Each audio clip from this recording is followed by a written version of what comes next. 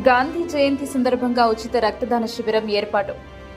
నిజామాబాద్ జిల్లా ఆలూరు మండల కేంద్రంలో గాంధీ జయంతి సందర్భంగా మా ఊరు స్వచ్ఛంద సేవా సంస్థ ఆలూరు వారి ఆధ్వర్యంలో ఉచిత రక్తదాన శిబిరాన్ని బుధవారం జెడ్పీహెచ్ఎస్ ఉన్నత పాఠశాలలో ఏర్పాటు చేశారు.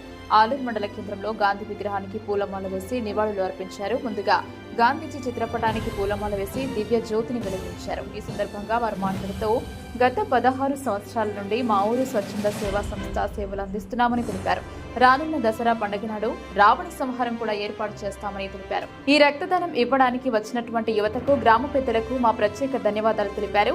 అలాగే ఇంటి కార్యక్రమానికి ముఖ్య అతిథులుగా విచ్చేసినటువంటి వారికి శాలువాలతో సన్మానం చేశారు. ఈ రక్తదానం శిబిరం వల్ల ఆపదలో ఉన్న వారికి, అత్యంత అవసరం ఉన్న వారికి రక్తం అనేది ఉపయోగపడుతుంది, వారి ప్రాణాన్ని కాపాడినట్లు అవుతుందని తెలిపారు.